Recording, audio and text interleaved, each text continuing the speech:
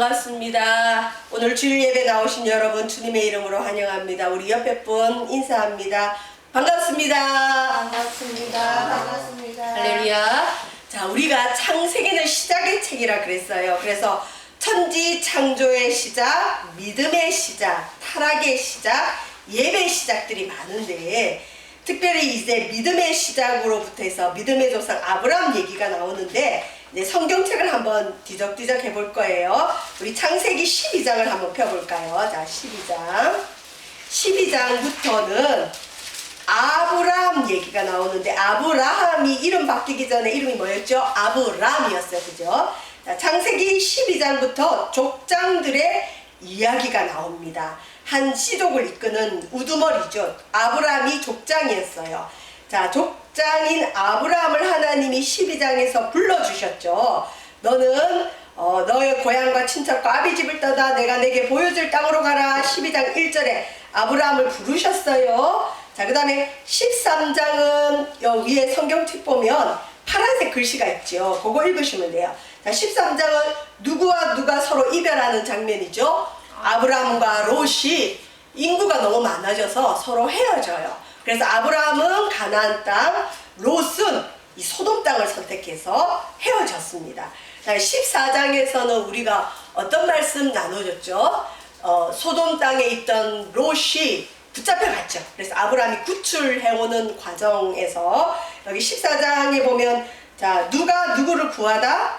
아브라함이 롯을 구하는 사건. 그 다음에 두 번째 파란색 글씨 보이죠? 누가 나오죠? 예수님을 예표하는 멜기세덱이 아브라함에게 어떻게 한다? 축복했다. 자, 이때 아브라함이 멜기세덱에 뭘 갖다 바쳤다고요? 11조를 갖다 바쳤다. 그래서 11조의 기원은 예수님이나 율법보다 훨씬 이전에 아브라함에서 우리가 이 11조를 알 수 있고요. 15장에서는 베리트 해가지고 언약 말씀이 나오죠. 베리트가 좀 어려운 말 같지만 자르다, 조개다. 그 당시에 계약을 체결할 때 어떻게 계약 체결했다고요? A와 B가 계약을 체결할 때 짐승을 가지고 와서 좌우대칭형의 짐승을 가지고 와서 딱 반을 갈라요. 갈라서 좀 잔인하죠. 갈라서 양쪽에 벌려놓고 A하고 B가 그 잘려진 피가 철철 흐르는 그 짐승 사이를 왔다 갔다 하면서 뭐라고 그러죠? 당신과 내가 이 지금 계약을 체결하는데 당신이 나와의 약속을 어기면 이 짐승이 잘려 죽은 것처럼 당신도 죽을 거다. 또 나도 당신과의 약속을 어기면 이 짐승이 잘린 것처럼 나도 잘릴 거다. 몸을 갖다 놓고 약속을 하는 거예요. 이게 계약 체결, 그 다음에 언약 체결의 기본이었어요. 그러니까 서로 간의 약속이 이렇게 중요한데 오늘날도 아마 이렇게 약속한다 그러면 죽을 사람 엄청 많을 것 같아요. 네, 하나님이 아브라함에게 이렇게 약속을 가르쳐줘요. 내가 너에게 땅의 축복, 자손의 복을 줄 텐데 아브라함 너와 내가 이 약속을 체결하자. 그래서 이 아브라함과 하나님이 약속을 체결합니다. 자, 16장은 우리가 설교를 통해 살펴보진 않았지만 하나님이 네 몸에서 날 자가 네 후손이 될 거다 해서 마침 부인 사레가 자기 여종 누구를 데리고 아브라함에게 첩으로 줬다 그랬죠? 하갈. 그래서 누구를 낳았을까요? 이스마엘이라는 아들을 낳았어요. 서자를 낳았어요. 자, 16장 끝에 보면 16장 우리 마지막 장 한번 읽어볼까요? 시작. 하갈이 아브라함에게 이스마엘을 낳았을 때에 아브라함이 86세였더라. 자, 86세 때 이스마엘 아들 낳았는데 16장 끝절과 17장 1절 사이에는 몇 년의 세월이 흘렀다? 13년. 13년 동안 하나님이 아브라함 안 만나주시고 대답도 없으시고 말씀도 없으시고 침묵하신 시간. 13년 길어요. 왜 그랬을까요? 인간적인 방법, 하나님께 묻지 않고 하나님의 언약을 자기가 이루려고 했어요. 하나님이 이루어 줄 건데 하나님 못 기다리고 인간적인 방법을 쓰니까 하나님이 침묵을 해버리십니다. 자, 우리 17장 1절 읽어볼까요? 시작. 아브라함이 99세 때에 여호와께서 아브라함에게 나타나서 그에게 이르시되 나는 전능한 하나님이라 너는 내 앞에서 행하여 완전하라. 99세 때 나타나셔서 이제 내가 너에게 약속한 그 약속들을 이루어 줄 건데 그 약속을 받으려면 너는 하나님 앞에서 행할 때 완전해라. 인간이 어떻게 완전하겠어? 이거는 뭐냐면 거룩해라.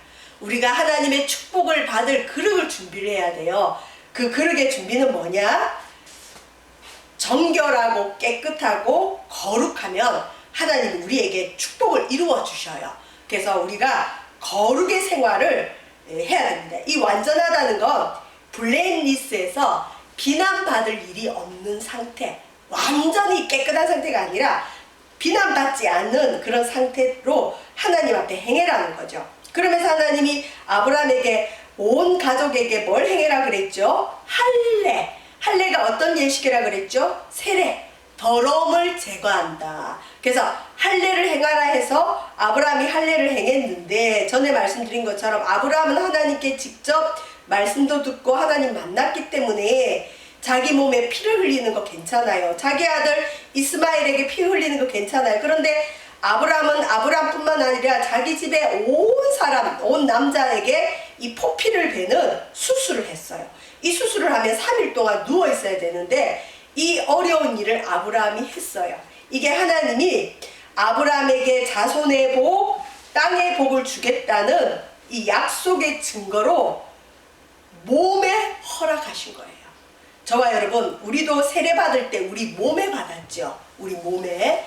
하나님은 우리 몸에 하나님의 그 증거를 주세요. 세례 받을 때 우리 몸에 증거가 남듯이 이 언약을 통해서 아브라함, 내가 너에게 자손의 복과 땅의 복을 줄 거야 그랬어요. 이때 아브라함이 순종했어요. 그랬더니 순종하고 났더니 하나님이 나타나셨어요. 여러분, 순종하면 하나님이 나타나십니다. 불순종하면 하나님이 침묵하십니다. 자, 우리 오늘 18장 1절을 읽어볼까요? 같이 읽어봅시다. 시작. 여호와께서 마므레의 상수리 나무들이 있는 곳에서 아브라함에게 나타나시니라. 날이 뜨거울 때에 그가 장막문에 앉아 있다가, 우리나라는 요즘 좀 비슷해지긴 하는데 이 팔레스타인 지역은 지금 뭐 이란, 이라크, 사우디아라비아 이 지역, 이스라엘 이 땅은요 사막지대이기 때문에 낮에는 너무 뜨거워요. 그래서 낮 12시부터 오후 3시까지 사람들이 바깥 활동을 하지 않고 장막이나 집이나 나무 그늘에서 더위를 피해서 쉬는 시간이에요. 우리나라도 지금 여름에 너무 뜨거우면은 어떡하죠? 밖에 외출하지 말라고 문자 오죠. 잘못하면 사람이 죽을 수 있기 때문에 이렇게 뜨거울 때는 장막문에 앉아 있습니다. 여기 보시면 아브라함이 마므레의 상수리 나무들이 있는 곳에서 하나님이 아브라함에게 나타나셨는데 이때 아브라함은 뭘 하고 있었느냐? 이 뜨거운 날씨에 장막문에 더위를 피해서 앉아 있었어요. 자, 2절 읽어볼까요? 시작. 눈을 들어 본즉 사람 셋이 맞은편에 서 있는지라.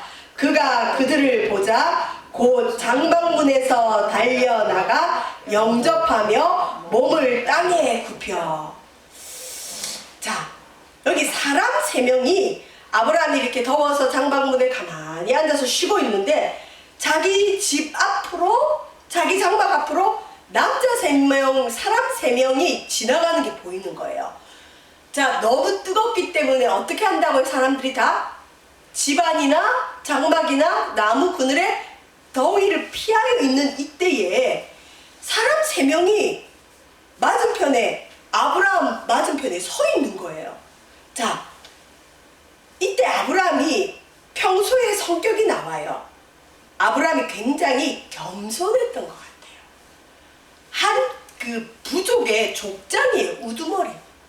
근데 어떻게 보면 주인이죠. 왕이죠. 근데 자기 장막문 맞은편에 나그네 3명이 서 있는 걸 보고 그 주인이 달려나가서 영접하고 몸을 땅에 굽혀서 그 사람들에게 뭐라고 하느냐? 3절 읽어볼까요? 시작. 이르되 내 주여 내가 주께 은혜를 입었사오면 원하건대 종을 떠나 지나가지 마시옵고. 4절. 물을 조금 가져오게 하사 당신들의 발을 씻으시고 나무 아래에서 쉬소서. 우리나라도 옛날에 옛날 문화는 그랬어요. 우리 집에 누가 오면 절대 그 빈손으로 내보내지 않았어요. 빈손보다는 물 한 잔이라도 대접해서 내보내고, 또 길 가는 사람이 있으면 집에 불러들여서 맛있는 거라도 먹이는 그런 문화들이 있었는데 요즘은 그런 문화가 없지요. 근데 이 지역도 나그네 대접을 잘하는 그러한 그 문화가 있었던 것 같아요. 근데 어쨌든 이 아브라함은 이 낯선 사람들을 모르는데 그 사람들, 우리 집을 지나가는 이 사람들에게 쫓아가서 영접해서 몸을 땅에 굽혀서 뭐라 하느냐? 내 주여 내가 주께 은혜를 입었사오면 종을 떠나 지나가지 마시고 물을 조금 가져오게 하사 당신들의 발을 씻으시고 나무 아래서 씻소서. 이 말은 뭐냐면 지금 바깥이 너무 뜨거운데 당신들 우리 집에 들어오셔서 발 좀 씻고 나무 아래서 좀 쉬세요. 쉬고 가세요. 너무 더우니까 여기 좀 쉬고 가세요. 여기 발을 씻는다는 얘기는 뭐죠? 예수님도 제자들의 발을 씻어주셨죠. 이 지역은 사막지대이기 때문에 샌들 같은 걸 신고 다니죠. 그래서 바깥에서 집에 들어오면 그 집주인이 손님을 맞이하는 최고의 예우가 물을 가지고 와서 그 사람들의 발을 먼저 씻겨주고 그 다음에 집에 모시고 들어오는 이런 그 예의가 있었어요. 그러니까 아브라함이 그 일을 하겠다는 거예요. 그러고는 더 나아가서 뭐라 하느냐? 부인에게 가서는 빨리 떡을 만들어라. 그리고 가축대 있는 데 가서는 송아지 고기를 만들어라. 그리고 우유를 가져와서 치즈를 만들고 음식을 준비해라.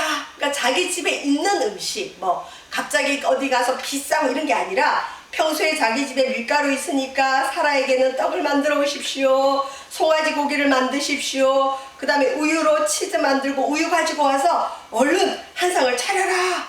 그래가지고 아브라함이 이 손님들을 대접을 했어요. 근데 이제 문제는 이 손님들이 아브라함이 이제 이 대접을 하고 났더니 손님들이 뭐라 하냐면 사람이 할 수 없는 얘기를 해요. 나그네인데 무슨 얘기를 하느냐. 자, 9절 한번 읽어볼까요? 9절. 이분들이 이제 음식을 먹었어요. 8절에 보면. 9절 읽어봅시다. 시작. 그들이 아브라함에게 이르되 내 안에 사라가 어디 있느냐? 대답하되 장막에 있나이다. 10절. 그가 이르시되 내년 이맘때 내가 반드시 내게로 돌아오리니 내 아내 사라에게 아들이 있으리라 하시니 사라가 그 뒤 장막문에서 들었더라. 우리나라도 남존여비가 좀 강했는데 이 당시도 그래요. 그래서 옛날에 우리 그 어르신들도 살 때 보면 사랑채는 그 아버지들이 바깥 손님들 대접하고 엄마들은 보통 안채 있잖아요. 사라의 장막과 아브라함의 장막이 서로 좀 따로 있었나 봐요. 그래서 아브라함 장막에서 손님 접대하고 있고 그 뒤에 사라의 장막이 있는데 사라가 이제 그 낯선 나그네들 앞에 나서진 않고 그냥 그 장막에 기대서 살짝 엿듣고 있었는가 봐요. 근데 이 사람들이 음식을 먹고 난 다음에 뭐라 그러냐면 사람이잖아요. 낯선 사람들, 나그네들. 뭐 귀티가 날 수도 있고 좀 존귀해 보일 수는 있겠지만 어쨌든 사람들인데 이 가정이 문제를 아는 거예요. 네 안에 사례가 어디 있느냐 아브라함에게. 그래서 장막에 있습니다. 자기 장막에 있습니다. 우리나라 말로 하면 안채에 있습니다. 그랬더니 이 사람들이 뭐냐, 내년 이맘때 아브라함 지금 네가 우리를 이렇게 대접했는데 지금 내년에 딱 요맘때에 네 아내 사라에게 뭐가 있을 것이다? 아들이 있을 것이다. 이 가정에 사라를 통한 아들이 없다는 걸 어떻게 알았죠? 무슨 도인 같잖아요. 갑자기 집에 나그네가 와서 그 집주인이 대접을 했는데 그 나그네가 한 상 딱 맛있게 먹고는 묻지도 않고 따지지도 않고 당신 부인 어디 있어? 예, 안채에 있습니다. 당신 부인에게 아들이 있을 것이요. 그러니까 아브라함이 얼마나 놀라겠어요. 이때 아브라함이 이 얘기를 듣고 있고 그다음에 사라도 그 뒤 장막문에서 듣고 있었어요. 자, 11절 읽어볼까요? 시작. 아브라함과 사라는 나이가 많아 늙었고 사라에게는 여성의 생리가 끊어졌는지라. 이게 이제 아브라함과 사라의 몸의 상태죠. 애를 가질 수 없는 몸이라는 상태를 설명해요. 자, 이 얘기를 듣거든요. 사라가 어떻게 행동했는지 봅시다. 12절 읽어봅시다. 시작. 사라가 속으로 웃고 이르되 내가 노쇠하였고 내 주인도 늙었으니 내게 무슨 즐거움이 있으리요. 13절 여호와께서 아브라함에게 이르시되 사라가 왜 웃으며 이르기를 내가 늙었거늘 어떻게 아들을 낳으리요 하느냐. 그러니까 이 나그네들이 보통 사람이 아닌 거예요. 사람인 줄 알고 대접을 했는데 출신 은사가 있어서 지금 장막이 가로막혀 있으면 사라가 웃고 있는지 보여요, 안 보여요? 안 보이잖아요. 근데 사라가 뒤에서 엿듣고 있는 것도 알고 사라가 그 얘기를 듣고 뒤에서 비웃는 것도 알고 그러면서 이분들이 뭐라 하느냐. 네 안에 사라가 왜 웃느냐. 깜짝 놀라는 거예요.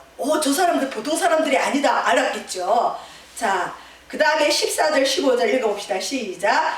여호와께 능하지 못한 일이 있겠느냐. 기한이 이를 때에 내가 내게로 돌아오리니 사라에게 아들이 있으리라. 또 얘기해 주는 거예요. 사라가 비웃었지만 하나님께는 능하지 못한 일이 없다. 내년 이맘때 사라에게 아들이 있을 것이다. 15절 시작. 사라가 두려워서 부인하여 이르되 내가 웃지 아니하였나이다. 이르시되 아니라 내가 웃었느니라. 자, 이 세 명의 나그네는 사람이었을까요? 신적 존재였을까요? 신적 존재. 천사로 봐요. 아브라함은 처음에 이 사람들이 천사인 줄 아마 몰랐을 거예요. 근데 길 가는 나그네인데 뭔가 좀 다르다는 느낌이 있었을 수도 있고 없었을 수도 있는데 어쨌든 모르는 사람인데 자기 집에 모시고 와서 음식을 극진히 대접을 했어요. 겸손하게 그들의 발을 씻어줬어요. 그랬더니 이분들이 이 가정의 제일 아픈 부분, 아브라함에게 제일 쓰라린 부분, 하나님이 벌써 13년 전에 약속한 그 약속이 이루어지지 않고 있어요. 근데 하나님께서 사라에게 아들을 주겠다. 얼마나 놀라워요. 자, 요거에 대해서 제가 그런 얘기 했죠. 구약은 뭐로 해석을 한다? 신약 성경으로. 이 본문에 대해서 신약 성경은 뭐라고 얘기하고 있을까요? 우리 한번 찾아볼까요? 자, 히브리서 한번 찾아봅시다. 신약 성경 저 뒤쪽에 히 찾으시면 돼요. 빨간색 색인데 히를 한번 찾아보세요. 히브리서. 아브라함의 이 모습 속에서 13장 신약 368쪽 정도에 있어요. 368 히브리서 13장 2절 찾으셨어요 혹시? 히 찾으시면 돼요. 신약은 저 뒤쪽에 있죠. 368조. 네. 한번 읽어봅시다. 시작. 손님 대접하기를 잊지 말라. 이로써 부지 중에 천사를 대접한 이들이 있었느니라. 이 아브라함 얘기를 히브리서 기자는 우리들에게 뭐라고 얘기하느냐. 이 아브라함처럼 손님 대접하기를 잊지 말아라. 그리고 이렇게 손님 대접하다가 자기도 모르는 사이에, 부지중이라는 건 자기도 모르는 사이에 누구를 대접했다? 천사를 대접한 자들이 있다. 여러분, 우리가 모르지만 우리에게 도움을 요청한 사람에게 도움을 나눠줬는데 나중에 천국 갔는데 그게 예수님인 경우가 꽤 있대요. 예를 들면 이런 예화들이 많아요. 거지가 와서 좀 도와달라고 했는데 어떤 사람은 내쫓았고 어떤 사람은 그 거지를 도와줬어요. 근데 나중에 기도하는 가운데 하나님께서 보여주실 때 자기는 거지를 내쫓았는데 기도하는 가운데 하나님은 거지를 내쫓은 게 아니라 예수님을 내쫓은 걸 보여주셨고 어떤 사람은 그냥 거지를 잘 대접했는데 거지를 대접한 것이 아니라 예수님을 대접한 것처럼 보여주는 경우가 있대요. 아브라함은 알았던 알지 못했던 자기도 모르는 사이에 나그네를 대접을 극진히 했는데 이게 누구를 대접한 게 됐죠? 천사를 대접. 그래서 하나님 앞에 놀라운 축복의 약속을 또 받았고 이렇게 천사를 대접하고 났더니 하나님께서 아브라함에게 하나님만 아는 비밀을 알려주세요. 그게 뭐냐? 16절부터 나오는데 우리 17장, 18장 다시 창세기 18장으로 돌아오셔서 창세기 18장 우리 17절을 한번 읽어볼까요? 17절 시작. 여호와께서 이르시되 내가 하려는 것을 아브라함에게 숨기겠느냐. 이제 하나님이 아브라함에게 친구에게 얘기하듯이 아브라함아 내가 너에게 비밀 좀 알려줄게. 자 20절 읽어볼까요? 시작. 여호와께서 또 이르시되 소돔과 고모라에 대한 부르짖음이 크고 그 죄악이 심히 무거우니 21절 내가 이제 내려가서 그 모든 행한 것이 과연 내게 들린 부르짖음과 같은지 그렇지 않은지 내가 보고 알려하노라.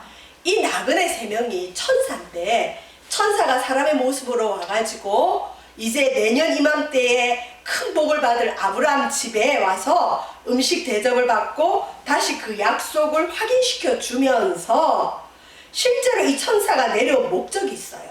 이 아브라함 인근에 살고 있는 소돔과 고모라의 5개 연합군이 있다 그랬죠. 그 5개 작은 나라들이 있어요. 근데 특히 소돔과 고모라가 너무 죄악이 많고 부르짖음이 크고 그 죄가 극에 달한 거예요. 특히 지금도 문제가 많이 되지만 이 당시에도 소돔 땅에는 무슨 죄가 있었느냐? 동성애가. 소돔이라는 말이 동성애라는 뜻이에요. 지역 이름 자체가 동성이에요. 벌써 수십 년 전에는 독일 같은 데는 독일 그 공영 지하철 있죠.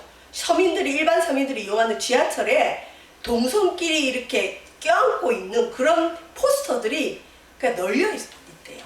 그러니까 지금 동성애 문화가 이 미화돼서 많이 들어오고 있어요. 실제로 제가 아는 많은 분들이 자녀들이나 또 제가 아는 청년들도 이 동성애 때문에 상담을 한 경우가 많아요. 실제로 우리 주변에 가까이 있어요. 남자들만 그렇지 않고 여자분들도 있어요.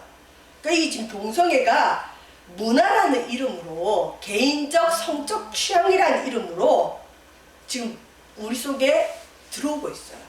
유튜브나 인터넷 조금만 들어가면 동성끼리 아주 묘한 분위기, 로맨틱한 분위기로 그거를 추하고 더럽게 나타내는 게 아니라 아름답게 나타나니까 청소년들이나 어떤 선악의 구분을 잘 모르는 우리 청년들이 혹하는 거예요.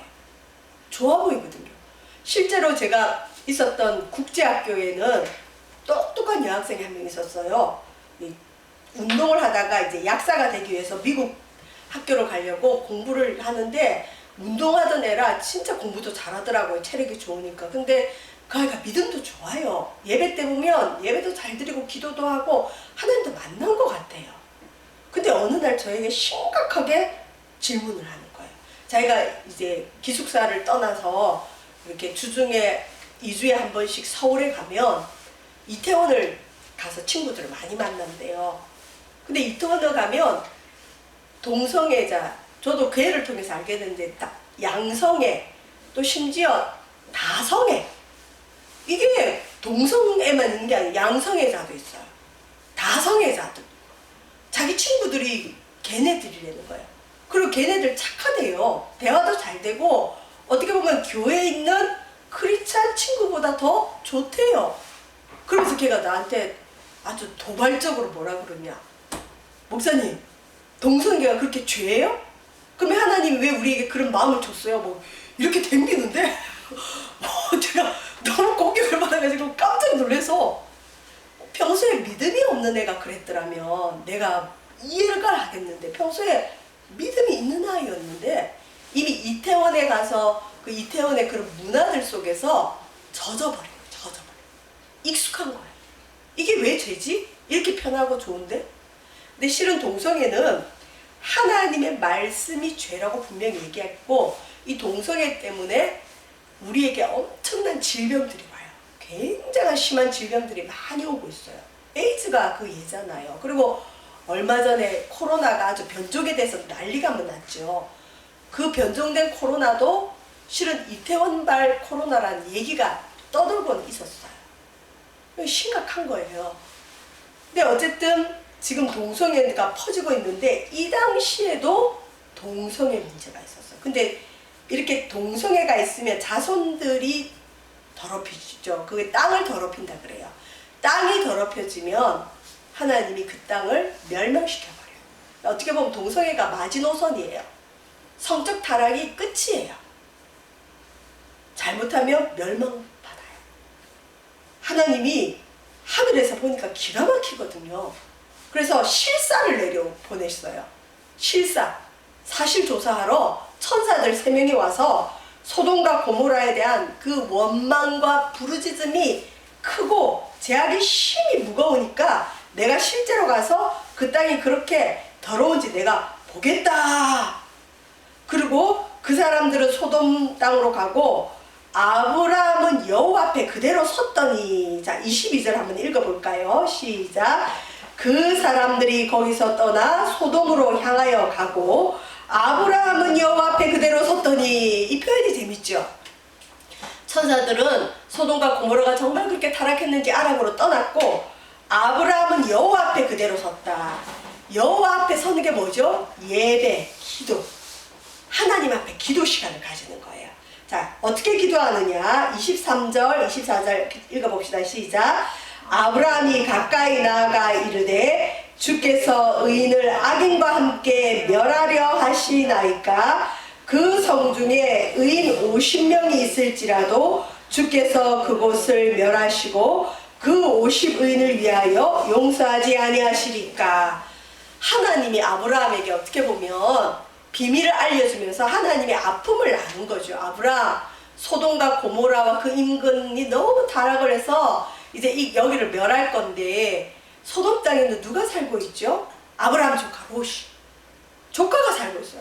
예를 들어서 우리 소정이가 나중에 취업을 해서 어디 멀리 갔는데 이모의 목사님이 기도하는데 소정이가 살고 있는 땅에 조금 있으면 지진이 와서 죽을 거야. 그럼 이모가 가만히 있겠어요?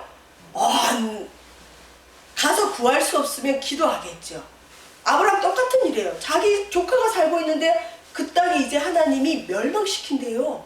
그래서 아브라함이 하나님 앞에 말이 되면 기도가 되거든요. 그러니까 우리가 기도할 때 말이 되면 돼요. 성경에 말이 되고 이치적으로 말이 되면 좋아요. 하나님은 의로운 분 아닙니까? 의인을 악인과 함께 멸하지 않지 않습니까? 아브라함 계산에는 소돔과 고모라 땅과 그 인근에 그래도 의롭게 살아가려는 사람이 50명은 있을 거라고 생각했어요. 50명 의인이 있어도 그곳을 멸하시겠습니까? 물어봐요. 그랬더니 하나님께서 뭐라 그러죠? 아니다. 그 땅에 50명이 있으면 내가 그 땅을 멸하지 않겠다 그랬어요. 자, 근데 이렇게 말씀을 들었어요. 자, 26절 읽어볼까요? 시작. 여호와께서 이르시되 내가 만일 소돔 성읍 가운데에서 의인 50명을 찾으면 그들을 위하여 온 지역을 용서하리라. 자, 50명 용서해 주겠다 그러죠. 27절 읽어봅시다. 시작. 아브라함이 대답하여 이르되 나는 티끌이나 재와 같사오나 감히 죽게 하려나이다. 우리가 친한 사이일수록 예의를 지켜야 그 관계가 오래 간다 그러죠. 친하다고 함부로 대하면 관계가 깨져요. 하나님과의 관계도 그럴 수 있어요. 아브라함은 하나님과 친하고 하나님께 복을 받았지만 하나님께 기도할 때 얼마나 겸손하게 예의를 갖추는지 우리가 알 수 있죠. 전도서에 보면 우리가 하나님 앞에 갈 때 입술을 조심하라는 얘기가 있어요. 우리가 기도할 때 함부로 하기보다는 아브라함처럼 예의를 갖춰야 되는데, 아브라함이 하나님께 뭐라 그러냐? 하나님, 나는 티끌이나 재와 같습니다. 그러나 내가 감히 죽게 아뢰입니다. 그러면서 28절 읽어볼까요? 시작. 50의인 중에 5명이 부족하다면 그 오명이 부족함으로 말미암아 온 성읍을 멸하시리까 이르시되 내가 거기서 45명을 찾으면 머리하지 아니하리라. 자, 50명은 허락받았어요. 근데 아브라함이 생각해보니까 혹시 5명이 부족하면 우리 조카 롯도 죽고 소돔 땅도 멸망당했는데 하나님께 한 번만 더 아뢰자. 하나님, 나는 티끌과 재화가 싸우니 한 번만 주께 더 아뢰입니다. 거기 50명 중에 5명 부족해도 그 땅을 멸하겠습니까? 하나님이 아니, 거기서 45명 찾아도 내가 그 땅을 살려줄 거야. 아브라함이 또 생각해봅니다. 혹시라도 45명이 없으면 어떡하지? 하나님, 그러면 그곳에서 40명의 의인이 있어도 살려주실 겁니까? 살려줄게. 그러고는 그만둬도 될 때 또 아브라함이 하려면 하나님, 그러면 30명이요. 아이들이 어릴 때 엄마 뭐 좀 줘. 그러면 이게 안 돼. 그러면은 조금만 더 줘. 조금만 이런 식으로 하죠. 지금 아브라함이 하나님 그래요. 하나님 50명요, 45명요, 40명요, 그 다음에 또 30명요.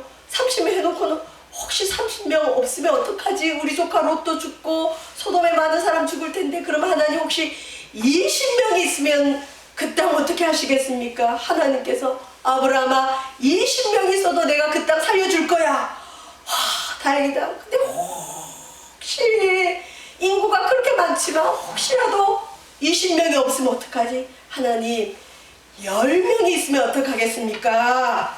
하나님께서 10명이 있어도 내가 그 땅을 멸하지 않겠다. 근데 재밌는 건 10명에서 멈춰요. 이게 숙제예요. 왜 5명에서 1명까지 안 갔을까요? 그죠? 자, 32절과 33절 한번 읽어봅시다. 시작. 아브라함이 또 이르되 주는 노하지 마옵소서. 내가 이것만 더 아뢰리이다. 거기서 10명을 찾으시면 어찌하려 하시나이까? 이르시되 내가 10명으로 말미암아 멸하지 아니하리라. 여호와께서 아브라함과 말씀을 마치시고 가시니 아브라함도 자기 곳으로 돌아갔더라. 10명에서 하나님께서 아브라함 마음에 딱 멈추게 했던지, 또 누가복음 13장에 보면 이런 말씀이 있어요. 포도나무를 심었는데 열매가 없어요. 그래서 찍어내 버리려고 하다가 1년만 더 참아보고 1년 기다렸다가도 열매가 없으면 그때 찍어버리자. 어떻게 보면 소돔 땅이 멸망받는 그 시점이 의인 10명이 마지노선이었을 거예요. 10명 정도의 의인이 없다면 그 땅을 멸해도 어쩔 수 없다는 그 마음이 생겼고, 또 하나님은 간혹 누구 개인이나 어떤 나라나 공동체를 멸망하겠다고 마음을 먹으시면 그것을 위해 기도하는 걸 허락지 않으세요. 기도가 안 돼요. 그래서 우리가 누군가를 위해 기도가 안 된다, 이거는 굉장히 안 좋은 신호예요. 위험한 신호예요. 그 사람에게 하나님의 심판이 왔다는 증거일 수도 있어요. 근데 누군가를 위해 기도가 나오고 기도가 되는 건 아직 그 사람에게 기회가 있다는 거예요.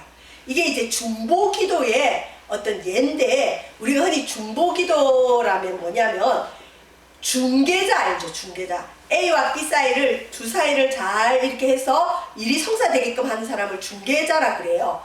중보기도는 하나님과 어떤 사람이 있어요. 근데 이 사람이 죄인이에요. 하나님과 사람 사이에 중간에 끼어서 이 사람의 죄를 대신 하나님 앞에 회개하면서 이 사람을 위해 하나님께 기도해서 이 사람에게 내릴 심판과 멸망을 미루게 하든 멈추게 하든 하나님이 긍휼을 베푸시도록 기도하는 사람을 중보기도라고 그래요. 근데 중보기도는 죄송한데 아무나 할 수는 없어요. 성경에 보면 제사장들이나 이스라엘 백성들은 먼저 자기 죄를 위해서 속죄 예물을 드려요. 자기 죄를 회개해요. 그 다음에 자기 죄와 자기 가족의 죄도 속죄해야 돼요. 여러분 가족이 지금 하나님을 잘 안 믿더라도 여러분이 여러분의 가족을 위해서 대신 기도하는 거, 회개하는 거 필요해요. 그 다음에 남을 위해 기도하는 거예요. 어떤 경우는 자기도 하나님과 바른 관계가 아닌데 막 남을 위해서 기도한다는 분도 있긴 있어요. 그럴 수 있는데, 성경적인 원칙은 이 아브라함처럼 하나님을 자기가 직접 만나고 하나님께 복을 받고 하나님과 관계가 있고 그 다음에 다른 사람을 기도하는 거거든요. 근데 이사야서 59장 16절에는 이런 말씀이 있습니다.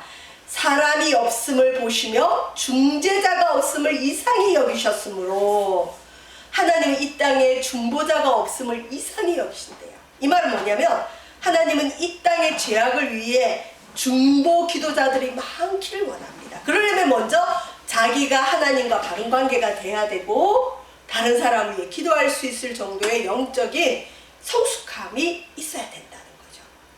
제가 아는 많은 목사님들 중에 옛날에 부흥사 목사님들이 많았어요. 부흥에 다니실 때 운전을 하고 다니시다, 장거리.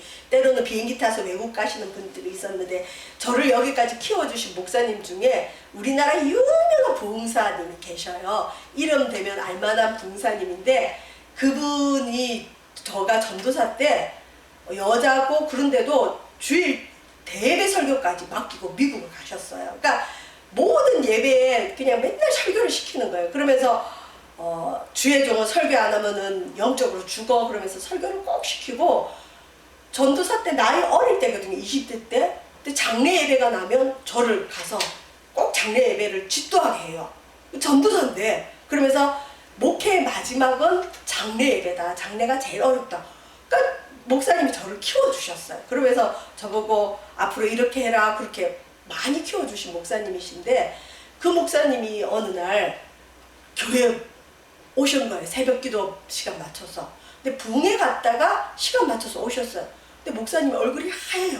오시더니 뭐라 그러냐. 나 죽을 뻔했어요. 그때 우리 그 교회가 24시간 릴레이 기도를 하고 있었어요. 교회 건축을 앞두고. 그래서 권사님들 또 저는 전도사니까 뭐 밤에 철야하면서 기도하고 있는데 그때 밤새 기도를 했는데 목사님 말씀이 당신들의 중보기도 때문에 내가 살았어요. 그러니까 앞에 큰 트럭이 오는데 죽었구나 싶었는데 기적처럼 살았대. 이런 일이 그 목사님의 일생에는 많았대요. 그 사모님도 굉장히 철야기도를 많이 하셨거든요.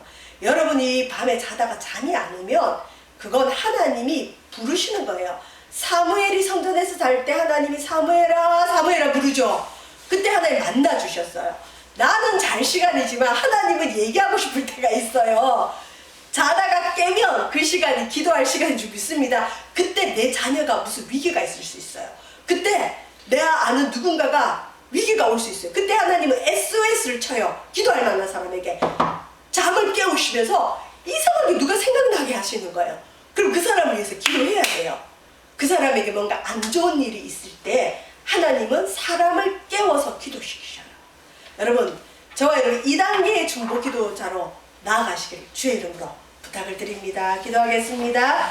하나님 감사합니다. 아브라함에게 나타나셔서 약속을 확증해 주시고 조카 롯이 살아가는 소돔 땅이 멸망당할 것을 알려주시고 아브라함의 중보기도로 롯을 살려주심에 감사함을 드립니다. 우리 또한 이런 중보기도자로 살아나게 도와주시고 하나님과 깊은 만남이 있는 우리의 믿음 되어지도록 인도하소서. 예수님 이름으로 기도합니다. 아멘.